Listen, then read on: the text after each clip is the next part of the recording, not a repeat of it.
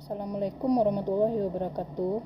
Perkenalkan, nama saya Rini Safitri, NIM 20231024. Saya akan mempresentasikan artikel saya dengan judul Corporate Culture and Firm Value: Evidence from Crisis, atau budaya perusahaan dan nilai perusahaan bukti dari krisis.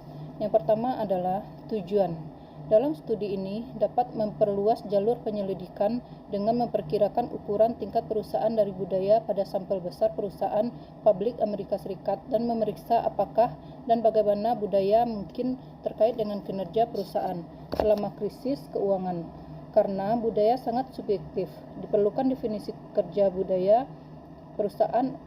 Untuk tujuan ini, mengikuti literatur manajerial yang mendefinisikan budaya sebagai serangkaian nilai dan norma yang dimiliki secara luas dan dipegang teguh oleh anggota suatu organisasi. Di bawah definisi ini, budaya penting bagi kinerja perusahaan karena perannya sebagai mekanisme kontrol sosial atas perilaku dan pilihan anggota melalui pengaruh rekan atau konstruksi sosial. Yang kedua adalah teori. Peran budaya sebagai kontrol sosial dapat menjadi lebih menonjol dan dibutuhkan selama tekanan pasar.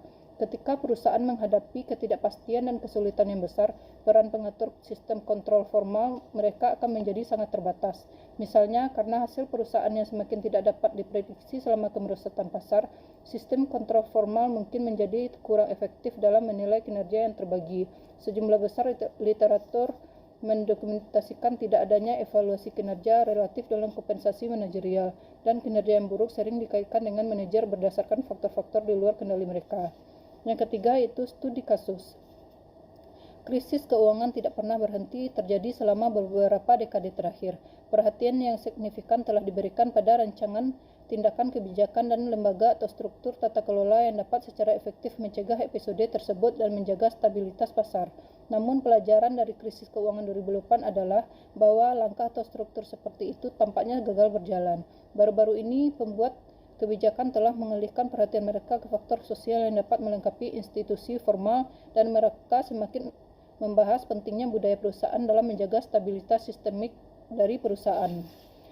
Selanjutnya adalah objek penelitian. Dalam penelitian ini, definisi kami tentang budaya paling konsisten dengan definisi dari O'Reilly dan Chapman 1996 yang menyatakan bahwa budaya penting bagi nilai perusahaan melalui perannya sebagai kontrol sosial. Definisi ini konsisten dengan studi teoretis sebelumnya, berdasarkan model ekonomi neoklasik, karya empiris terbaru di bidang keuangan, serta panggilan untuk lebih fokus pada budaya risiko di perbankan. Selanjutnya adalah teknik analisis data. Sampel kami dibangun menggunakan beberapa database.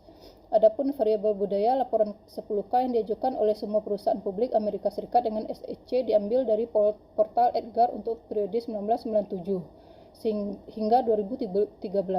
Informasi saham termasuk harga penutupan bulanan, pengembalian periode kepemilikan saham beredar, dan volume perdagangan berasal dari CRSP.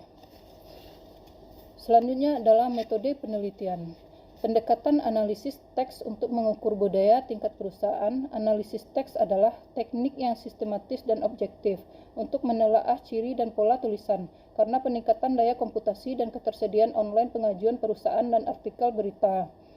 Teknik ini semakin banyak diterapkan oleh peneliti akuntansi dan keuangan dalam mengekstraksi dan menganalisis informasi semantik kualitatif tentang perusahaan dan manajer, seperti ketidaksepakatan investor, sifat perilaku pribadi, dan data lainnya.